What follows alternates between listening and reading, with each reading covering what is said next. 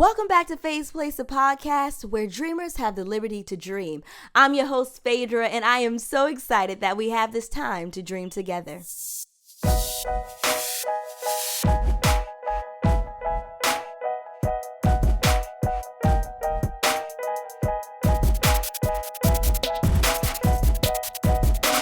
Everyone has dreams, but only some are courageous enough to go after them. On this show, we talk about what it takes to make it in the entertainment industry, but the truth is, a lot of work happens outside of the spotlight. It takes discipline and resilience. You gotta put in the reps, sweat a little, and continue to show up. Today's guest knows all about that. As a person of faith and fitness, Toni Lewis-Noble is here to share her story of how she pursued her dream and what inspires her to keep dreaming big. Thank you for stopping by PHAE'S PLACE.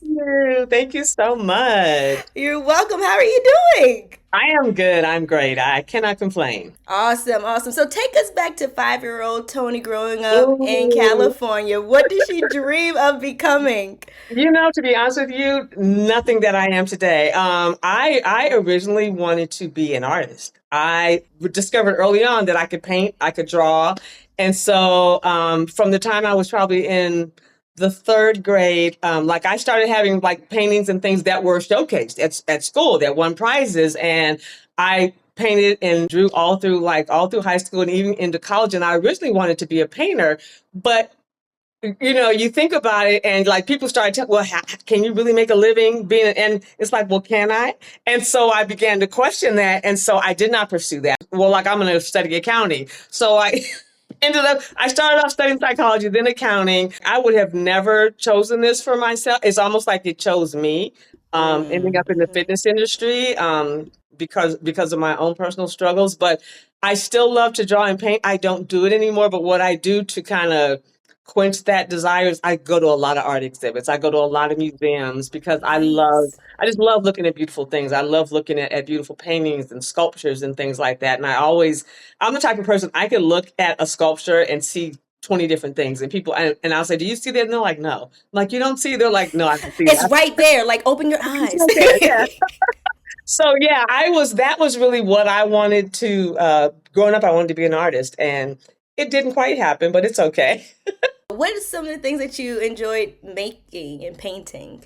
Well, to be honest with you, I love abstract painting. So I don't necessarily like painting a house or a tree. One of the projects that I worked on in high school, we had to use different mediums. We had to use either wood or glass or something. So I did this painting and it had to have texture to it. So it couldn't be flat. So we had a mirror in the house that was old. I broke it up into pieces and I glued that onto the painting. I had taken old paper towels and I used this stuff called gesso, which makes it thick. And I made different textures throughout the painting. So I kind of used the paper towels and the glass to make this little pattern coming through the middle of the painting. And two of the things I loved to work with was acrylic paint and oil and watercolor. But I really loved acrylic paint because you could use, I forgot what it's called now, but there's this white mixture that you can make it really thick or you can make it clear. And so I would kind of change the color a little bit. I love abstract, any kind of or a sculpture. I have a friend, her name is Toni too, and she's a painter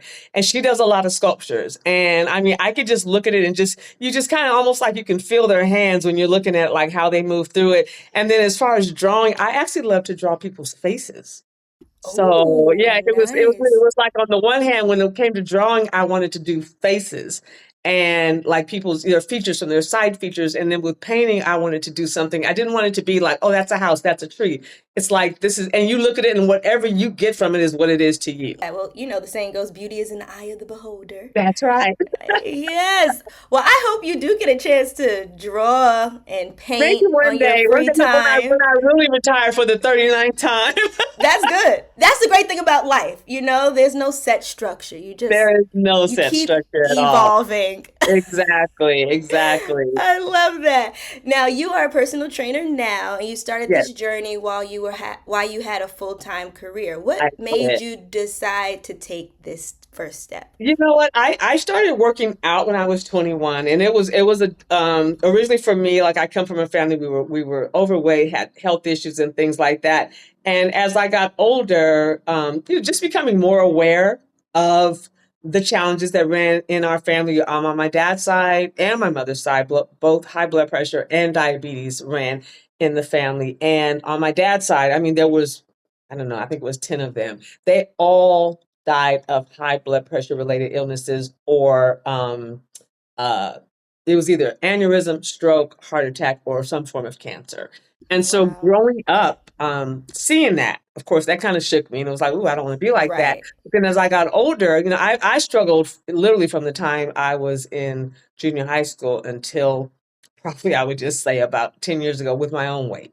And so I've been as big as a 16, I've been as small as a 2, and back and forth and back and forth and back and forth. And so when I was still working for BB, working out still and things like that, but I went through a divorce, lost a lot of weight, then the weight started coming back on.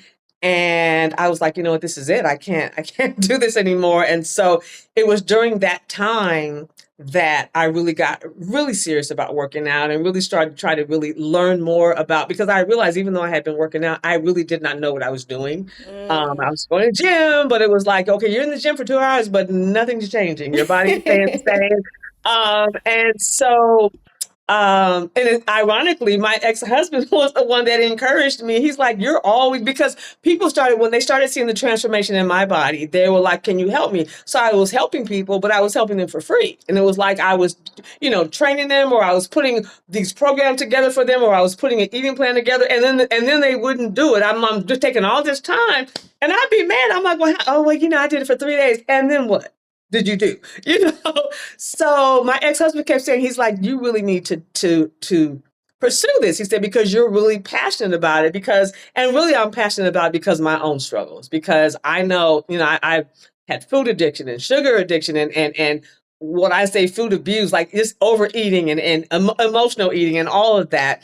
And so that's what really, really kind of got me involved. And so while I was still working for BB, I went back to school and got my certification as a personal trainer. And then once I got done with that, I went back and did another year and got certified as a fitness nutrition specialist. So really it was my own struggles and my own journey with just, my body and my relationship with food and exercise and things like that. And I hate to say this, but it's like having that mentality that I hate my body Mm. and not being happy with how I looked. But even during that process, like God spoke to me one time, because I remember talking about, like, I always hated my legs when I was heavier because my legs were always the biggest part of my body. So it's like I had small waist, small up top, but then I had these big legs and big butt.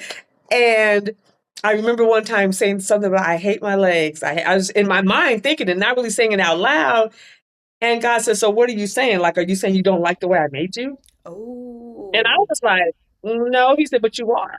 And I was like, Mm. oh, okay. And so then it was like during that time where I was like, you know what, I've got to change even what I say. And so, because I used to say, I have to work out. So now I say, I get to work out Right. because it's a blessing. I don't have to.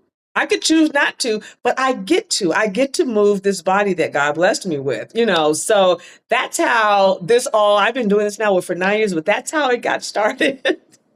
I love that. And that's something that I've been really focusing on because I think it's human nature to always think something negative. And that comes really Always. quickly. It's so But quick. so Yeah. quick. But I'm like, if you can challenge your, like, if you can think of the worst case scenario, you Yes. can think of the best case The best, scenario. exactly. And like you And said, it, it's like now it's like you work out. Like I tell people, I said, I work out to celebrate what my body can do, not to punish myself because yes, I had cake yesterday. Like if I had some cake, I had some cake. I'm not beating myself up over that. Like I hate when people say, oh, I'm having a cheat meal. I said, who you cheating on? Like just eat if you want it. Eat it, but like, why? We have to put a negative thing with it. Oh, this is my cheat meal, honey. If you want the fried chicken, eat the fried chicken, and don't call it right. a cheat meal. I'm getting ready to have this fried chicken, and I'm going to enjoy it you Hmm. and call it a day. It's amazing what your mind can do. It really sets the Yeah, tone of everything. I just, it does. Yeah, so amazing, true. amazing. It's so true. How does fitness help performers like actors, musicians, and dancers stay mentally sharp? Listen, you know what? It's vital because I mean it's twofold because exercise is physical and it is mental because there's a discipline that comes with you know showing up every day to exercise and work out for yourself. Also, I mean, working out, it really is good for your mental health, because what happens is when you work out, your endorphins are released. And that's what's called the feel good drug. I always tell people, when people say, oh, I get high, I said, God already put something in us. Come But on. those endorphins are released when you move and when you exercise. And when people say, oh, I feel so good, you feel good because the endorphins have been released. And that's where they get the word morphine from, endorphins, because it's typically, like I said it's our God installed drug. It's not a drug, but it makes you feel Yes. euphoric. And so I think it's important. I think it's key for performers and actors to have that outlet, because there's so many demands on them, and you've got to be mentally, in good shape. You got to be in a good mood. And you have to also be able to pivot, because maybe something doesn't go the way you thought it was going to go. Maybe they said you're going to be on set at 3 and you get there and they're like, well, now the call time's at 5. Okay, do I get an attitude, or do and so it really makes a difference in your mental state, and your attitude. I remember when I first started exercising, I was literally in my 20s, and I was coming in from the gym, and I still lived at home. And I remember one thing my mother said to me, and I will never forget this. She said, I know you started exercising because you want to look better and feel better. She said, those are all wonderful things. She said, but I have to tell you, she said, since you've been going to the gym, she said, you are a much nicer person. Wow. She said, you're a nice person. She said, but you're always had a little edge to you. Like I'll get offended real quick. And I'll be like, what? And she said, that edge is gone. She said, you are so much nicer now. And I realized over the years that not only have I benefited physically, but I have benefited mentally and emotionally. Like I'm stronger. I feel, and even sometimes when I go into the gym, I mean, I've gone to the gym and worked out depressed, sad. I've worked out with tears running down my face. And I'm just like, God, I don't even know, what my life is doing right now.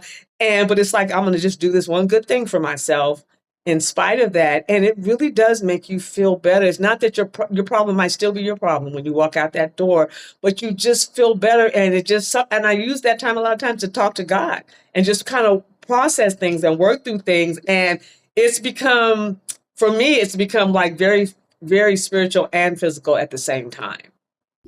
I agree. I must say that that's what I have been doing, and Yeah, my little secret to, like, especially like when I want to do like cardio, I always listen right. to shouting music and Yeah, gospel music. I It's something love about that. it. You get your second win when you start hearing that. Listen, it is, it's so, and I always think about that scripture in the Bible that says, I want you to prosper, even as your soul is prospering. I want you Yes. to be in good health and prosper even as your soul is prospering. And to me, it's like, that's clear. It's like God is saying, as you grow in me and you mature in me, I also want you to be healthy though, and in good shape and in good health. And I always tell people, I said, for me, I said, this is one thing I always think about when it says that we are created in God's image. I said, and so I try to imagine God not being able to get up a flight of stairs. I can't. I can't. I'm like, what do you mean? What do you mean he can't get up off the couch? Like, you know what I mean? When you see people, they can't walk and they can't. And I said, now, if we are created in his image, Come you on. can't tell me he's out there huffing and puffing. He can't get up and see, let me go see about my child. Oh, I'm out of breath. Hold on. Let me grab onto the chair. Uh-uh. So what are we doing? Exactly. You know? That I love that image. I love that image. That is so Right. It's true. like, and I know we're not perfect, but I'm like, if we are created in his image, and I know his image is perfect, it's flawless, Hmm. it is perfection. But I'm like, if we are created even in a shadow of his image, then what am I doing out here? Can't get, oh, you're on the floor, I can't get up. What do you mean you can't get up? I'm gonna need you to get up, sweetie.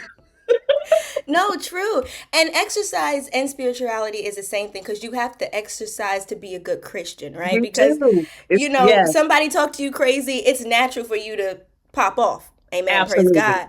But it absolutely. takes discipline. It It takes does. It discipline to does. say, I'm going It to does. change the way that I'm speaking to you. Exactly.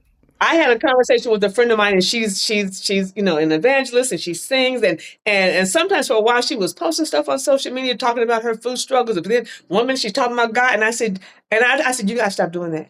I said, because you're Mm. making yourself look crazy. I said, because here's the thing. I said, you can't get on here in one breath you're talking about the Lord, and then the next breath you're saying, I can't control what I'm eating. I said, Ooh. because they go hand in hand. And she said, well, it's easier to be saved than it is to eat right. I said, you a lie. It's You not. I said, because you know what? I said, we get saved. I said, but we got to choose God every day. I said, because I can wake up tomorrow and say, I'm done with all of it. I'm going to go out here and just do everything I want to do. I said, you have to get up every day and choose to serve God. You have to get up every day and choose to be a good steward over your body. I said, it's all discipline. I said, so it's the same thing. I said, so don't tell me it's easy to be saved, but it's hard for me to make good food choices. I said, it's a choice. you helping the people. You are helping the It's, people. it's a choice. It's a choice. And I told her, I said, our bodies are the temple of God. I said, so are you going to take care of that temple and cherish it? Or I said, are you going to throw junk in it and treat it like it's a garbage can? I said, because you're not even being a good steward over the body that God gave you. Come on.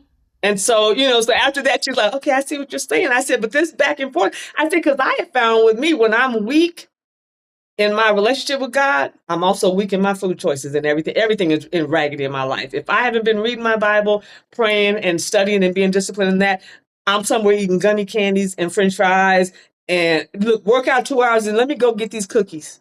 What are you doing? But That's so real. it's all about the choices and the discipline. And listen, some days are better than others, and every day is not going to be. There have been times where I've gone to the gym and worked out and go to Trader Joe's, and I'm like, why are you buying these muffins? Because I want them. And I just have to be honest with myself. I want them, and I'm going to eat all 4 of them too. What are you going to do?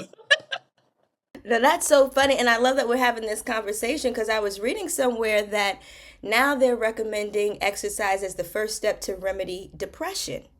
Yeah. Yeah, I thought that was interesting. So, when it comes to client transformation physically, what emotional or mental change do you notice most? I would say probably one of the things I notice most is increase in their confidence. In their confidence Mm, level, not just self-confidence in themselves, but even seeing like when sometimes I'll have them do exercise and before I'll describe the exercise and they say, I can't do that. I said, you haven't even tried it yet. And then they do it and they're like, oh, I can do that, And I noticed though, most of the times I noticed, like I said, they feel better about themselves because it's like they're taking control of their health. They're being intentional about doing something good for themselves. And what I have found is that spills over into every area of their lives. You start off, well, I'm working out because I want to feel better. I want to look better. Maybe I want to lose a few pounds or whatever. But the discipline to show up for yourself like that, even when you don't feel like it, that really begins to spill over into your finances, into how you take care of your house, how it spills over into everything. And so you see, like one of my clients did, because I do virtual and in person, and one of my in-person clients, she said, because I'm very organized, but I have to be because I'm here, there, and everywhere. And she said, that's starting to spill off on me. She said, I'm getting more organized. And I said, see, but I love that. It's just all about the discipline. I agree because I've heard another person say this and I found it to be true. It's like when you start off in an exercise, you could feel like, oh, I can't do this. But when you Right. prove to yourself that you can do it, you start realizing, okay, if I could do it here, then I can achieve my Exactly. goals there. I've Exactly. witnessed that. And I Yeah. think that's amazing. Yeah. Because, we place a lot of times we place limits on ourselves. Um, and it's something that we haven't even tried yet. And I'll never be able to do that. Well, you won't because you said you won't. And Right. if you won't, then you might scare yourself. And then maybe now I'm afraid to try because I said I couldn't do it. Yep. And it goes back to that But like you mentality said, thing. it's like, you know what? If we can think about the worst thing, what's the best thing? Maybe you can do it. Why don't you try it? And listen, and if it doesn't, you can't do it. Okay, well, maybe that's not for me, but there's something else I can try. That's right. Pursuing your dream is hard enough. You might as well look good while you're doing it. Like I always say, when you look good, you feel good. And when you feel good, you do good. Embodied Apparel is all about doing good for the community. It provides quality statement apparel and opportunities for firsthand social and civic engagement. My favorite part is not only are the t-shirts soft and comfortable, but they are printed by Turn 90, which is a nonprofit that provides therapy and job placement to men creating a new direction after prison. Now that's a dream I can get behind. Shop now at embodiedapparel.com, and for a 10% discount on your purchase, please use the code PHAE'S PLACE. Now we're gonna shift gears just for a little bit. I know your favorite sitcom is I Love Lucy. Oh my God, it is. If you could jump into any episode and be part of it, which one would it be? Oh my God. You know what? It would the God, there's two. So one would be the Vita Vita Benjamin, where she's taking that medication, she's doing the commercial, but there's actually alcohol in it. Oh no. So as she continues to do each thing, she's getting drunk. And she just, I mean, it's like, oh my God, and I love me by the end. She's like, and she's looking at the man, she's like, oh, he's so sexy. And I'm like, oh my gosh. And then the other one would be the chocolate factory, where her and Ethel are making the candy and they start speeding it up, and they start eating the candy and eating the candy. I love it. I love it. Now, why do you love the show so much? I think what one of the things that I fell in love with was I fell in love with her because here was this lady who was I thought she was absolutely beautiful, but she Mm-hmm. was funny. You know what I mean? Right. Like back in the day, it was like if a person a lady was funny, they may not have been that attractive. They were a comedian, but then if they were beautiful, they were more in the serious roles. But here was this lady; she was gorgeous and she was hilarious. Isn't that so funny how society just places pressure and Yeah. put you in a box, women Yeah, in a box I where you agree can't do one or the because she was other? like the first lady I saw that was gorgeous and funny I and love it. could laugh at herself and make a nut of herself and still look amazing. I'm like, oh, this is fantastic. I have in my bathroom, I have my ex-husband bought years ago for me a charcoal picture, a drawing of Lucy and Desi. It's separate. And I literally still have Oh, those pictures and they're hanging up in my bathroom. Like, I oh, love yeah, I don't know. She has always been my favorite actress, and that show just makes me happy. I could watch the episodes over and over again. that's great. Now, this is Women's History Month, speaking of women and all their contributions. And I know that you have a core group of women who are your friends. Yes. How important is true sisterhood, and what's your secret? Oh my gosh. You know what? I do have I have an amazing group of friends, and there are six of us that are my really special core group of friends. So one of my friends in that core group, her name is Paige, and she's from here. I knew her from here. We both ended up in Nashville. So she moved to Nashville probably about I don't know, 6 or 7 years before I did. And so then got there. She was literally the only person I knew back there when I moved, other than my husband at the time. Um, and out of that group, now there are six of us that became friends back there. And I mean, we literally call each other sisters. We don't even call each other by name. We'll be like sister, and you'll be like, well, which sister are you talking to? So now, fast forward to this year, three of us are out here now, and three are still in Nashville. So Wow. Paige is originally from here. Paige moved back out here. Kelly, we call her, she's the youngest of the group. She moved out here as well. So there's still three in Nashville. But they have been, I mean, when I tell you that we've been through so many things together, you know, divorce, losing family members, parents, changing careers and things like that. But no matter what, like we have been friends now. I don't even know how many years. I've known Paige since she was 17. So Paige is 52. So, I mean, we've been friends a long, long time.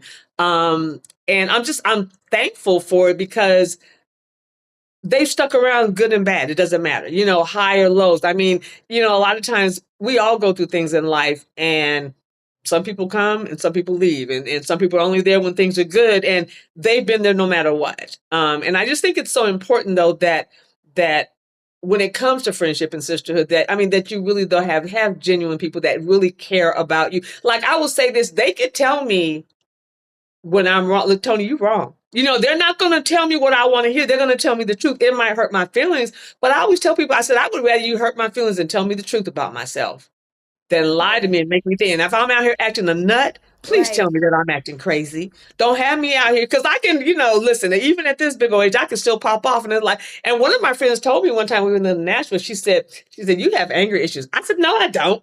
She said, you do. She said, and every time you get mad, she said, that vein in your neck pops out. I'm like, what? And so one time we were in the car and someone was going, she said, and your voice gets high. She said, there you go. Your voice is going up, up, up. And I'm like, what? I said, no. And she's like, and then she started doing this. She started pointing. I said, oh my God. And I said, you know what? She's right. You're right. So I'm thankful for friends that can tell me about myself and not let me be Yeah. out here looking crazy, acting crazy like T, you're getting too loud, you're talking too much, you're doing too much. Yes. And I agree. And I really think that's how you can tell people really care because they care Yes. about your image. Yes, You exactly. know? Yeah, Yeah. exactly. It's like I'm not gonna let you go out here and look crazy. Well, we're gonna reel you in and get you together. Yes. Now, what is the harsh fitness truth people don't want to hear? Oh, you know that you can eat anything you want and still work out? I do believe that. Yeah, and I'm not saying that you'd have to be on this strict, bland, boring diet because I just don't believe in all that either. But I've had people tell me, well, you can eat whatever you want. I said, no, I can't. I said, first of all, I come from a family that has diabetes and high blood pressure and cancer. So there Mm-hmm. are things that I just can't go crazy. But a lot of times people feel like, well, I'm working out, I can eat whatever I want. And that's just not true. Especially just, and it all depends really too on what your goals are. But if you want to be healthy overall, you cannot just eat any and everything. You can eat things in moderation. And I don't believe in eliminating whole food groups or like I had a client tell me, I'm never going to eat uh, fries again. I said, you are. I said, why would you even do that to yourself? Like, that's cuckoo. I would never say anything like that. Like, but she's like trying to, really discipline herself. And I said, but that's unrealistic.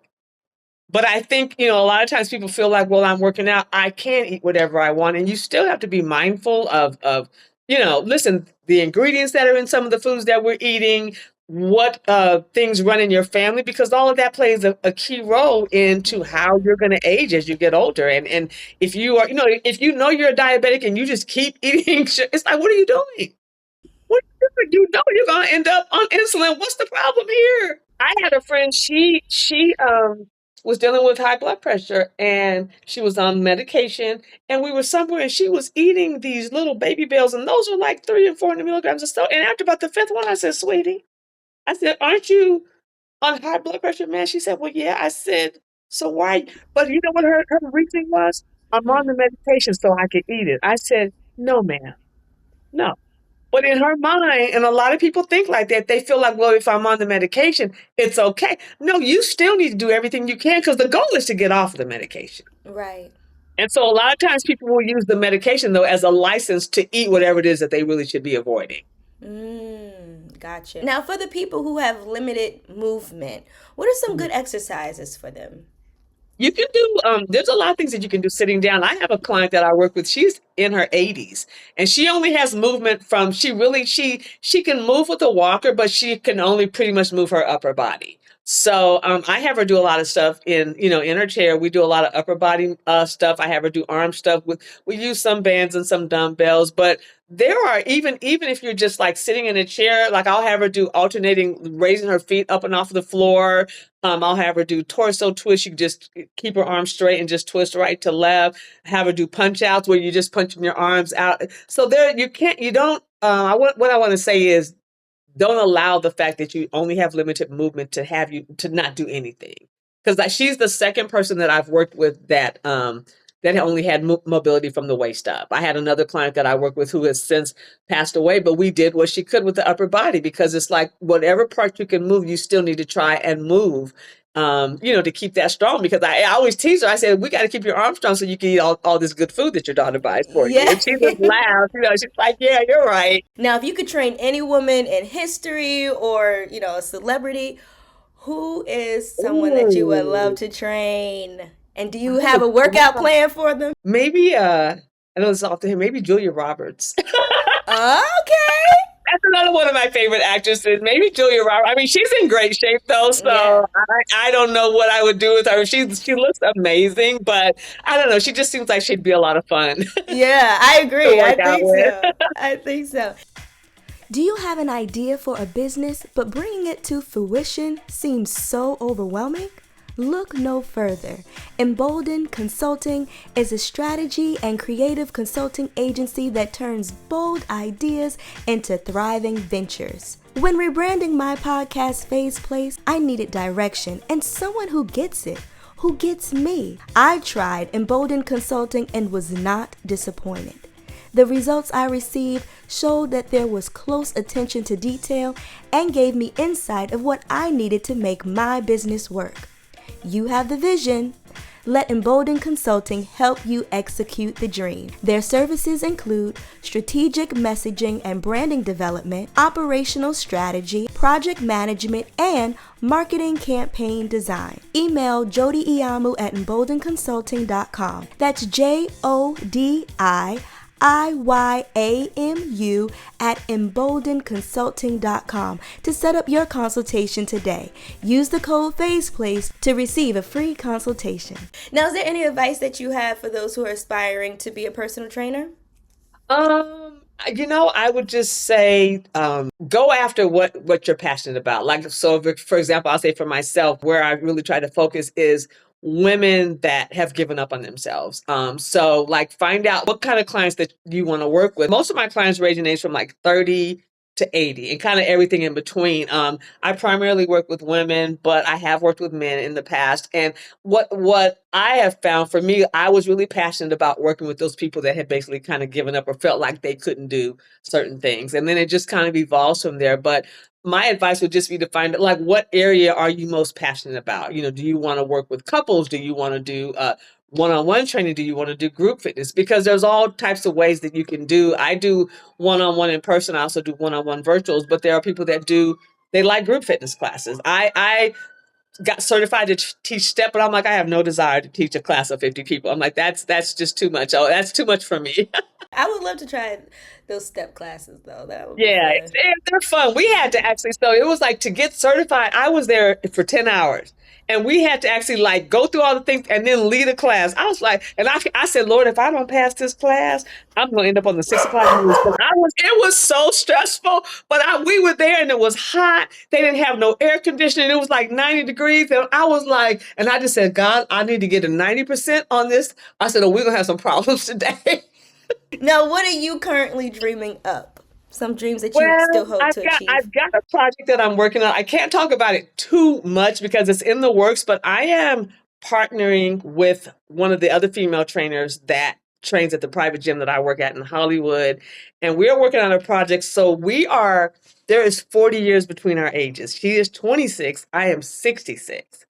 And we are working on something that I'm really excited about it because we're basically going to be showcasing you got 40 years apart, but we're able basically to do the same things. So Love we've it. got a project that we're working on that not only do I really want to take it nationally, I want to take it like internationally. I want everyone to see what's possible starting from a young age to an old age, what can be achieved if you are just consistent. So we're working on a project that I'm really excited about that, and just I have big dreams and hopes for it. And I lay it before God every night. I'm like, okay, Lord, you know what we're working on, and it is, it's one of those things that started off, and we were like, oh, we're gonna just do this, but then and it was funny. We both were working on it separately, and then coming together. And one time we were talking about it, and I said, you know what? I said, I think we're thinking too small. I said, I think we need to make this. I said, we need to be on Good Morning America. We need to be on the Today Show. And she said, and we both were thinking the same thing. And when we came together and I said, okay, I said, we got to do this. So it's going to take us longer than, what we anticipated because we were originally just thinking something local. And then I was like, wait a minute, no. What are we doing? Like, we're limiting ourselves. So I'm excited about that because I just feel like it's something that the world needs to see. I agree. And I'm excited for you. Yay, I thank think that's you. great. I love generations working together. Yes, I love things that we can aspire to be and to yes, become. And like you said, really encourage people who think, oh, I can't do it, and show them right. that they Or can. even someone younger, like I've heard a lot of people say, well, I'm young, I have time. I said, do you really? You don't know how much time you have. And you don't know, because even like I have a friend, she's also a trainer. She's in her late 30s, but she's already seeing signs of perimenopause. I said, see, you don't know how long you have before your body starts turning on you. So a lot of times people, oh, I'm 20, I'm this, I'm that, I can wait, I can do this, I can go out and drink and abuse my body. You don't know how much time you have before your body starts saying, tapping you on the shoulder, going, hey, hey, hey, I don't like what you're doing to me. No, that's true. That's real. Yeah. Yeah. That is real. Tell people how they can reach out to you and follow you on social media. Okay, well, I'm on Instagram. I'm only on Instagram, so I am not. It was too much. I had the TikTok and all. I said this is way overwhelming. So on Instagram, my handle is TClass, TCLASS and the number 1. So you can always DM me on there. I also have an email address. It is True Faith Fitness. That's TRU, no E, Faith Fitness, all one word, at yahoo.com. And then I also have a website. It is truefaithfitness.com. You can just punch that in and it'll come up. So they can reach out to me that way.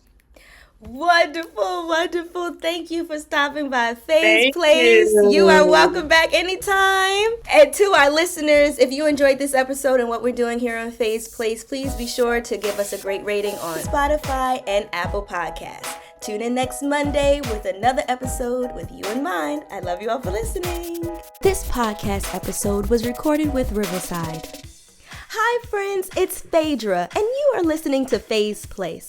Join us each week as we talk to industry insiders about their journey and what it takes to turn dreams into a reality. Whether you aspire to be in the entertainment field or just inspired by the hustle, count this as your backstage pass. Join us every Monday for a brand new episode.